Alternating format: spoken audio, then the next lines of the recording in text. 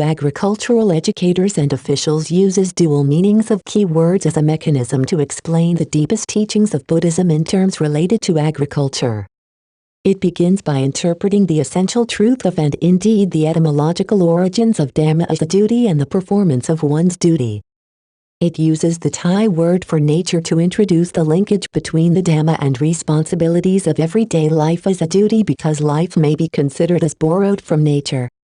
In this context, looking out for oneself selfishly is seen as the opposite of moral or natural behavior, yet it is recognized as the basis of current society and agriculture. Development of society, economy, and one's spirituality are explained in terms of correct or unskillful development. With the conclusion that the primary duty of humans is their personal spiritual development to understand the true nature of all existence, an analogy of life and rice cultivation includes introductory historical and contextual comment before relating spiritually aware behavior to traditional rice cultivation conducted communally to everyone's best ability to provide a harvest of ultimate peace and calm. Lecture by the Buddhadasa Bhikkhu to Agriculturists, March 25, 1991. Good persons who serve as teachers and officials concerned with agriculture. I am so pleased that you have come here to Suan Mok seeking knowledge of Dhamma to incorporate into your continued personal development and professional responsibilities. Let me introduce two ways in which this thing called Dhamma is so useful as to be essential to life.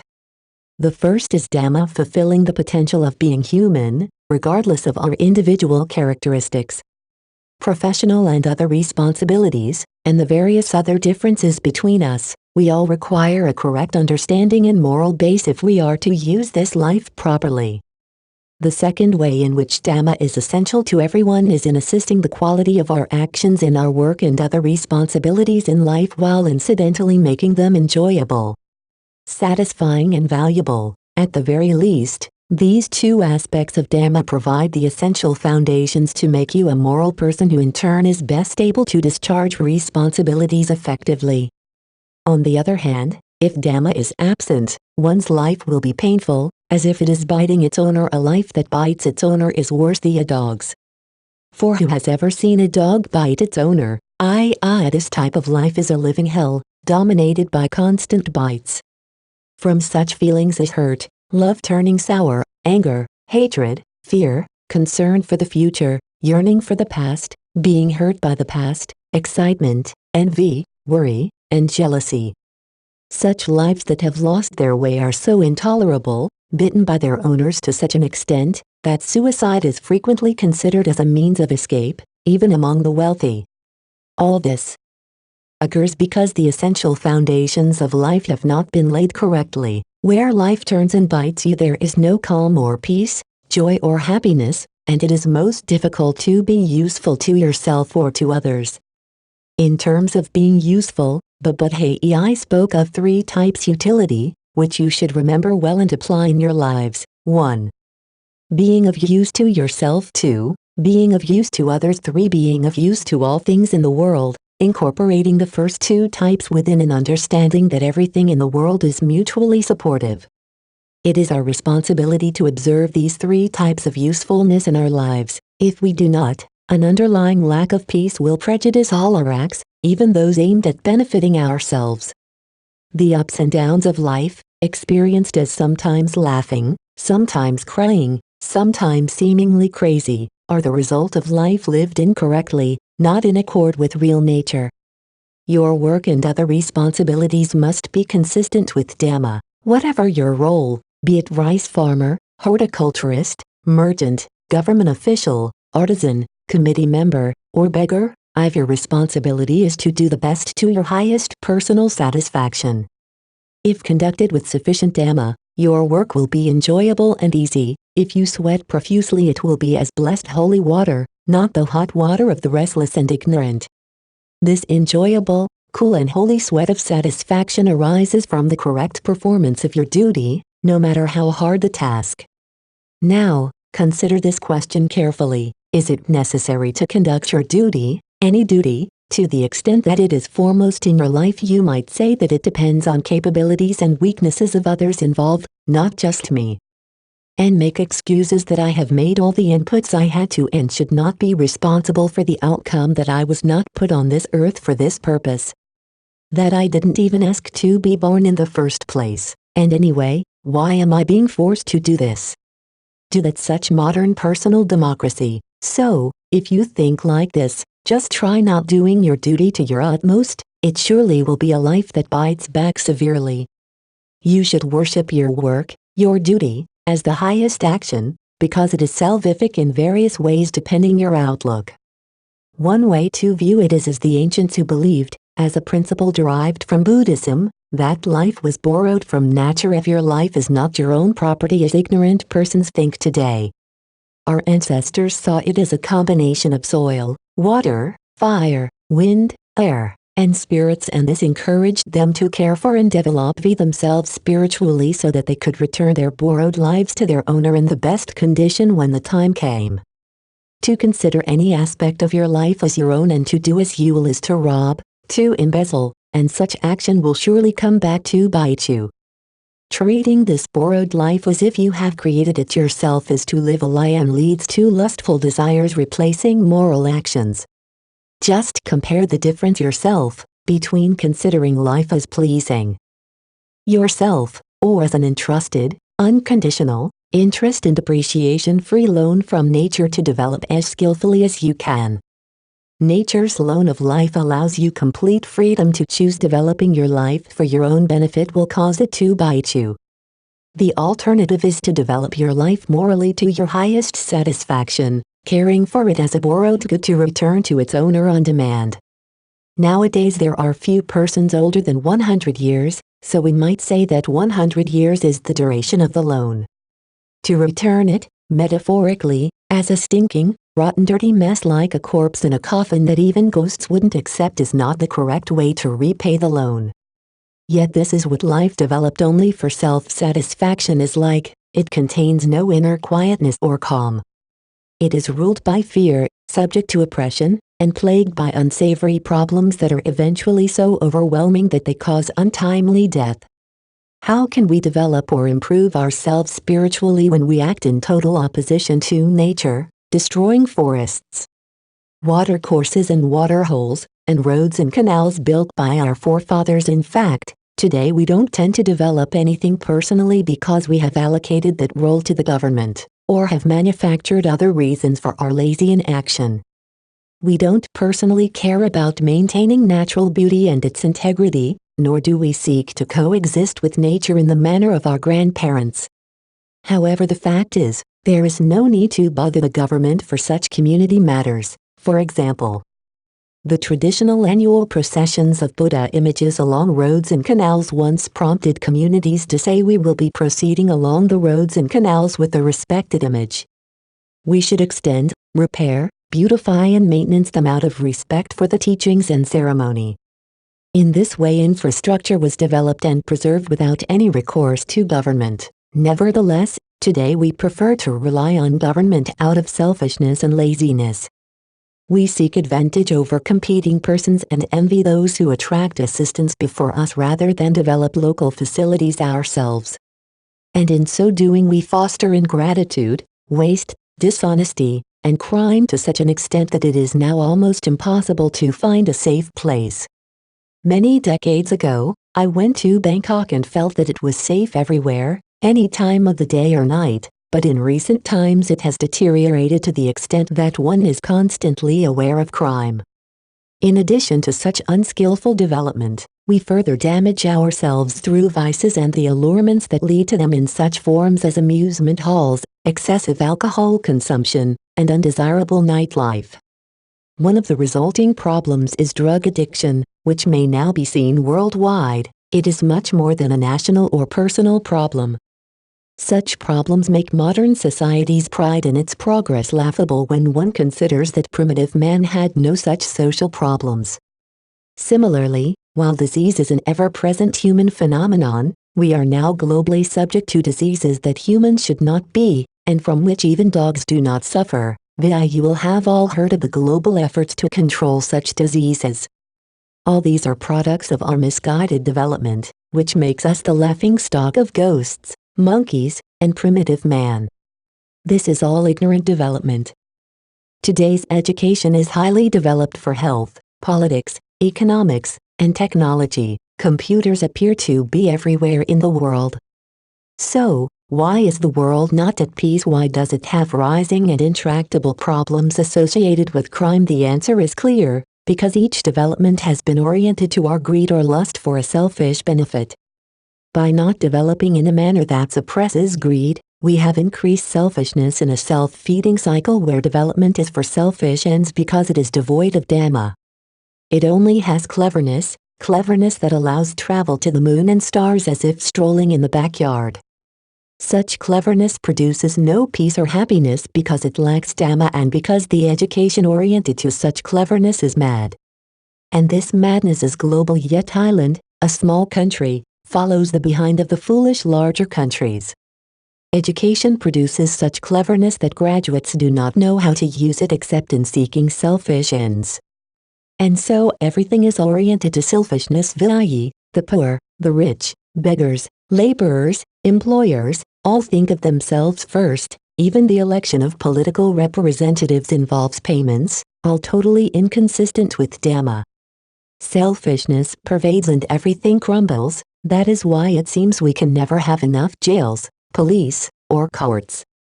Try being unselfish. Just that one thing, not being selfish, eliminates all wrongdoing. We could then do without jails, police, courts, laws, and even religion.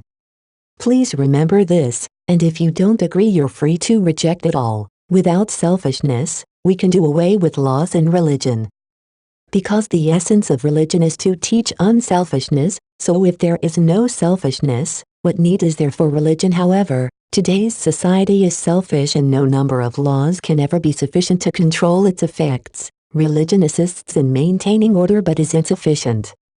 So society has become riddled with wickedness and greed. Just take a look. From this perspective, we can say that we have not developed or progressed correctly. Education teaches irresponsible cleverness, not Dhamma. In contrast, back in the early days, Dhamma was integral to education, as we can see in the basic and advanced education that was once conducted at the temples. In the past, young temple boys were trained in Dhamma, including not being too selfish. You may not know the detail of the life of temple boys. They had to serve the senior monks from preparation of the 2 meals of the day to cleaning duties.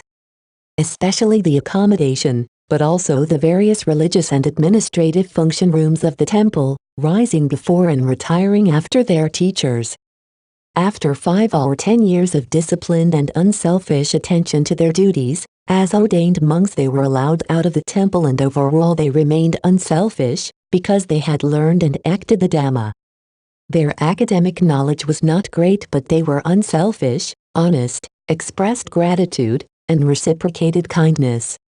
And so life in the villages, cities, and all social gathering points was peaceful and happy. As far as we know, today's separation of education from Dhamma, or if you like, religion, derives from the great universities such as Oxford and Cambridge. Before this, education was conducted through the respective religions and was based on self-control prohibiting greed. Later, schools progressed with society to the extent that they became independent of religion, and education changed. The gentlemanly products of the past, who looked to the Dhamma, have now replaced by seeming gentlemen and women who look only to themselves. As a result of an education system separated from religion and freed of morality, students were once refined in the Dhamma, now they are refined in selfishness. The system reveres cleverness, which in the absence of moral context, is applied to selfish ends rather than to the benefit of the community, religion, the world, and society. This selfishness is now so deep that it would be difficult to control or solve, and this product of separating education from religion is what we call secularization, a devilish cleverness used to gain personal advantage over others. I call this type of education wrong, a crazy cleverness, the opposite of applying knowledge to the benefit of others. The world today is as it is because it does not have Dhamma. I have spoken this way in order to have you understand that Dhamma is essential to being completely human. It is necessary for the best performance of your work and other duties, and for the whole global society to have peace and happiness. It can redefine the shape of the world, in contrast to its current shaping by selfish desires. This crazy, ignorant selfishness has created a world defined by money.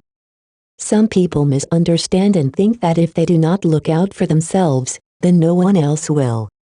Please don't think this way, it is wrong. Selfishness produces no good at all, it seeks only its own reward. We can roll all of the words related to lust and desire into this one word, selfishness.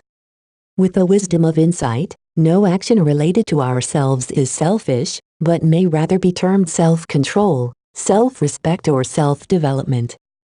Don't worry that being unselfish means that you will not accomplish much. In fact, when you will act with the correct feeling of responsibility and respect for yourself, you accomplish more while at the same time developing to your highest potential. This life is but a fixed-term loan from nature, so our time should be used wisely, not frittered away. To do otherwise would be wasting the privilege of having been born. So how should we develop our life from ancient times? There has been a style of instruction based on listening to stories about the life of the Buddha. One such story relates to successful development of life. It concerns a self-satisfied successful man who had followed the social rules of morality and retired from his profitable business, with honor, power, and general good fortune. Having passed responsibility to his children so that he could relax, dress in white clothes, wear white shoes, and carry a white umbrella while leisurely strolling in the forest, he was the very epitome of a successful man of his day. The story continues that, one day he met the Buddha, who had also entered the forest, and boasting to the Buddha of his success, looking down on him as if he was a beggar, for he was dressed in simple monk's rags as one who had not conducted his life successfully. The Buddha showed no anger or hatred, but simply asked, when the children of such a successful merchant die, how would he feel? Eventually the boaster replied that he would weep with unhappiness. The Buddha then replied that such a life is still subject to suffering and has not been successfully developed. There is no need for problems to occur. For life to retain worries such as those of the retired merchant who didn't fully understand himself. The story continues. The retired merchant, realizing that he had not developed his life correctly, asked the Buddha what to do. The Buddha taught the Dhamma to him at a higher level than the normal moral precepts, noting that developing life in accordance with the basic principles of Dhamma is only the beginning. He then explained how living in accord with the Dhamma banishes worries, frustrations, anxiety and all such concerns that may be grouped as suffering. He explained the causes and relationship of death and separation from Dhamma in terms transcending the ordinary world until the retired merchant saw the truth that his life had been developed in ignorance, and with that knowledge, the retired merchant realized the real meaning of successful spiritual development of life, above and beyond any worldly sense. To summarize, Dhamma first provides us with the basis for being a moral person and for developing our lives in the everyday world, and it then provides for a higher level of development beyond that world as well. This is the story of Dhamma that I would have you all understand. I personally know this Dhamma is the truth to my complete satisfaction. Use your time here to find the path of Dhamma so that you may apply it in the conduct of your life as you perform your professional and other duties to your fullest capability at all times. For your life is but a borrowed good. Now I will talk about the meaning of Dhamma in the performance of professional duties. From our first school teachers through, we have been told that Dhamma is the teachings of the Buddha, but just think of the various different meanings that are given to Dhamma. The real meaning of Dhamma in the original Indian Pali language according to the dictionary is duty. Artha meaning of Dhamma as the teachings of the Buddha is limiting, because the Pali meaning encompasses the teachings of all religions, from anywhere. If there are 10 other alternative religions to Buddhism in the world, their teachings are all considered to be Dhamma. Choose whichever you like, it is Dhamma. No, Dhamma is duty, and duty is Dhamma. It is an escape or saving mechanism that guides into moral thought, deeds and all facets of life from birth to death. It is like a system of behavior, a systematic method for the execution of your duty that is completely appropriate for both body and spirit. As it provides a release from the cycle of death and suffering throughout life to the benefit of ourselves and others, It especially benefits others, for no one lives alone in this world, who, if the whole world was given to them, could abide living alone. It is unnatural. The Dhamma of life did not create the world for one person to live alone, but for large numbers of persons to live together, with large numbers of trees and animals. Living alone cannot save you from death or suffering. The release from these requires us to think about ourselves and others within the Dhamma as the essential duty. This is life at its highest level, where lust and desire are extinguished, where there is no thoughtless laughter, no crying, no birth, old age, pain or death. One no longer feels that suffering is an unavoidable part of life. Even, the world of money has its own limited Dhamma, in its accepted truth that suffering is inevitable, but the true Dhamma requires us all to actively develop ourselves spiritually for the benefit of those trapped in such suffering. Now I want to talk about the Dhamma for agriculturists. You are university students, teachers, professors, and government officials concerned with agriculture with diverse responsibilities and life experiences. Agriculturists' duties are important in terms of self-reliance and self-determination, and there is also an important association in the Sanskrit and Pali languages from which the Thai word for agriculture is derived. It concerns the land and its produce. The historical progress to agriculture, which included such innovations as plowing, is used by archaeologists as an indicator of the beginning of civilization and culture. Prior to this, humans were naked, lived in the trees or holes in the ground, yet they had few of what modern persons consider problems. They didn't cultivate plants and they didn't hoard, and they didn't have the problems we worry about today. The advance of agriculture led to organization of work oriented to a productive agricultural output. This required management and coordination by a local leader of each agricultural community, whose role gradually expanded to that of Lord of the land with command over all matters of the community. These roles were at those early times invested in that one person, but today in Thailand require 13 or so ministries. The evolution of small cultured agro-city societies and increases in population eventually led to major cities and countries developing. The ability of one person to control all matters in the larger society or a country was soon exceeded and required delegation through formal administrative structures. The utility of the approach was probably highest at its early stage when agriculture was the primary focus of a local ruler and the pivotal role of farmers was recognized. If this development of agriculture is an allegory for spiritual development. The land may be seen as the body developed into a rice field with its canals, which in turn represent the flow that calms the mind and leads to the bountiful harvest of nirvana. Nirvana may also be seen in the act of working the rice field. What the Buddha called an undying rice field, with faith that there will be a bountiful harvest. With the perseverance of sustained growth-giving rains, and the wisdom of well-plowed furrows that produce the undying harvest, each stage in its sequence. Nirvana in this sense is farming, and as farming is no small thing, neither is the spiritual abstraction in this analogy of nirvana and rice farming. Rice is not really produced in this way these days, because selfish production objectives have intruded, and these are necessarily lacking Dhamma.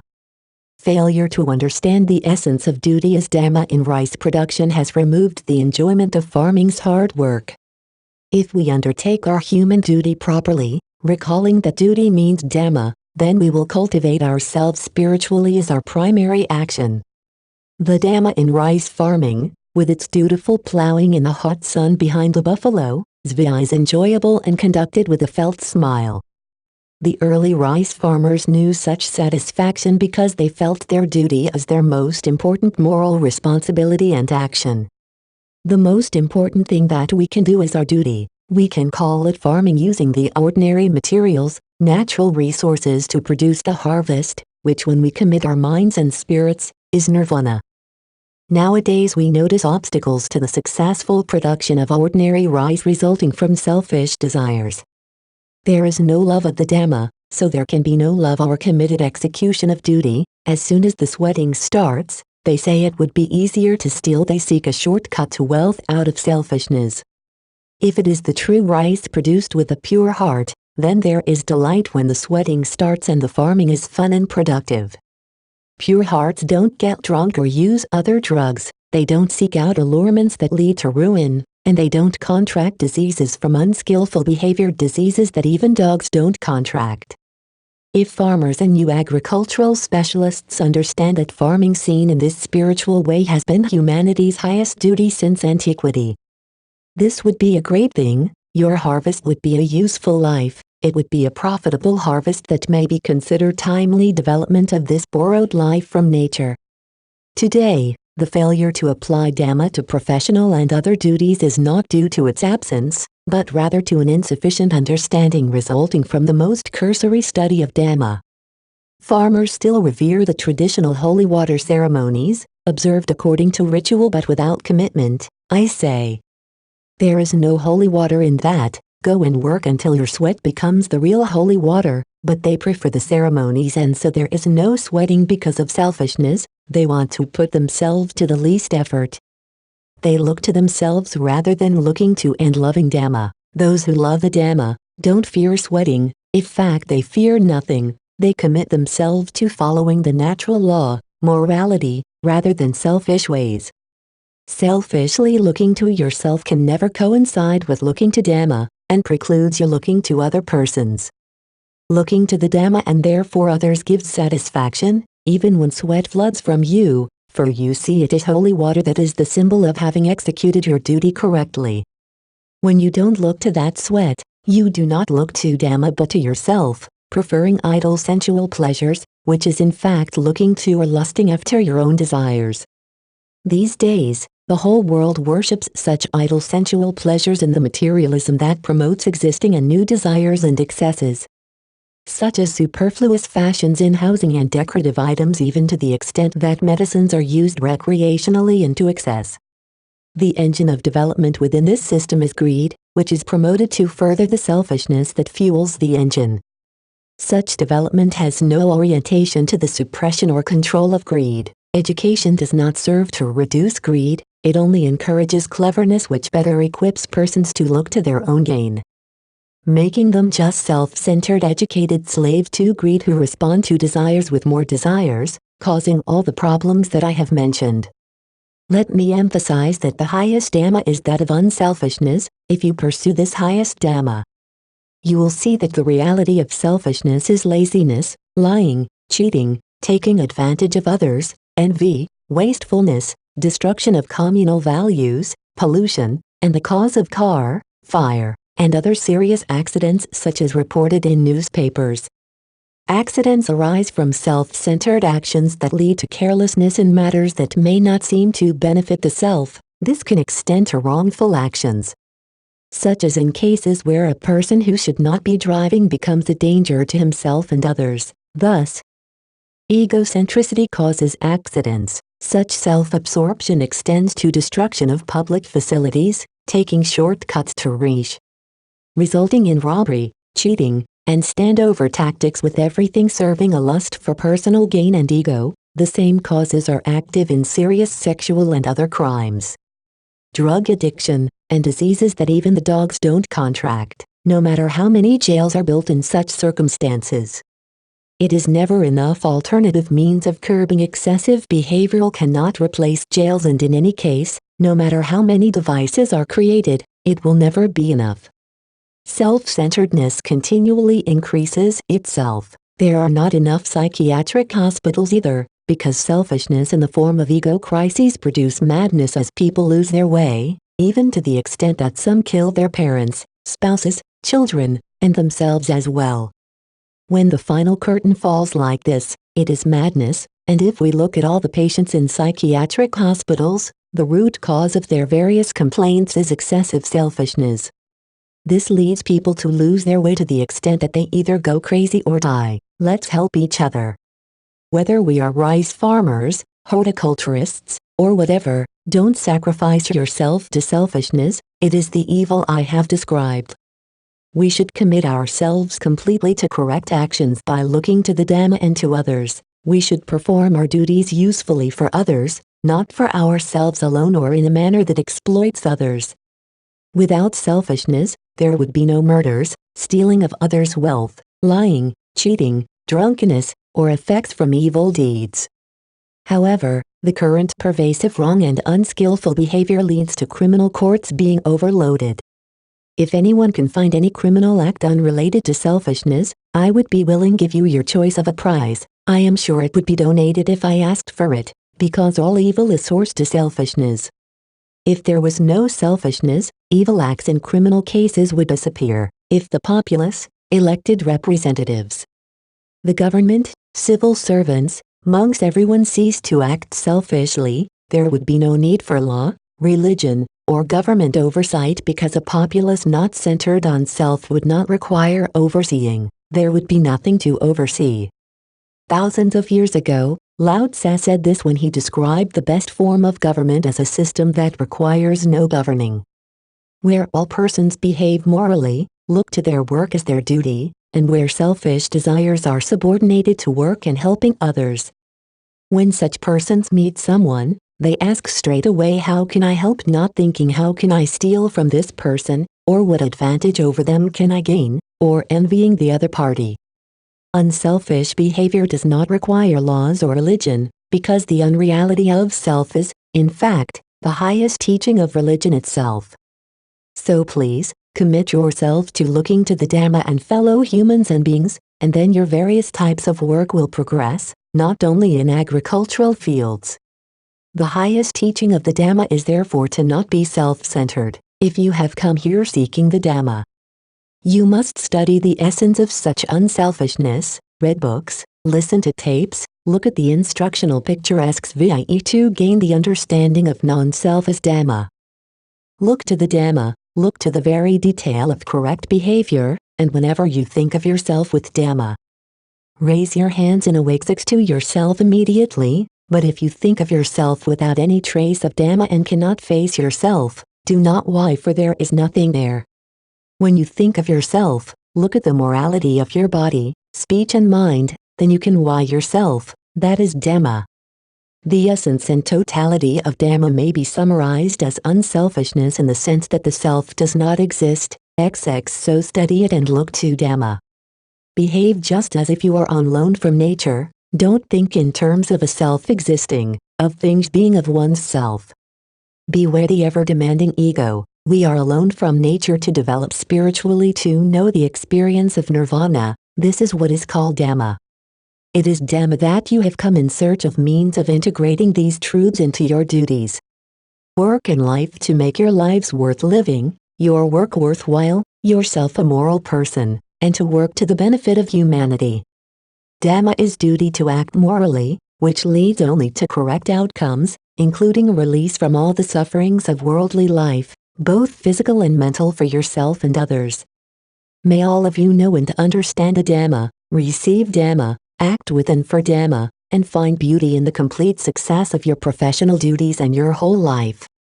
May your life not bide its owner but proper with Dhamma. May it be happy, calm, and cool, and thus nirvana, as you develop yourself while helping others on their paths and living within the understanding of the interdependence of all things. Let me finish here. Notes: Dhamma, being the Pali language form of the more common Sanskrit Dharma, refers to the essential truth of life, which is able to be known through insight. However, the word is variously used, as explained in a Thai example in the text of the lecture, and its definition is often limited to the teachings of the Buddha. The original meaning appears to be to hold and relates to holding the essential truth or way, and needs not limited to the Buddhist or Hindu religions. Written without a first capital, Dhamma is also sometimes used to mean the delusions that pass as truth within worldly situations.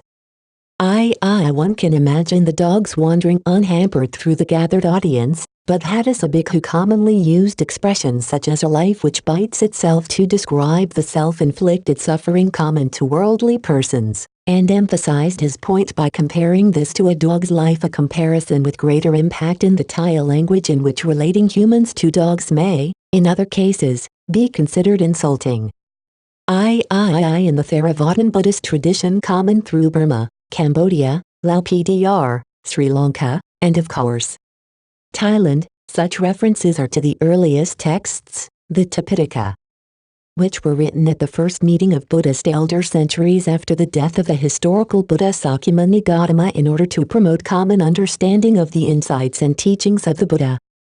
Their detail and length is a testimony to the discipline of the oral tradition of the era. Cultural attitudes to beggars may confuse the intent of the teaching. It is not meant to be a comment of lifestyle choices as begging may sometimes be represented in some Western cultures, rather it is one in a list of sample situations in which persons find themselves for whatever reason, and assumes the Buddhist teaching of contentment with one's situation, provided it is not immoral in terms of Dhamma, as the context in which one practices the Dhamma.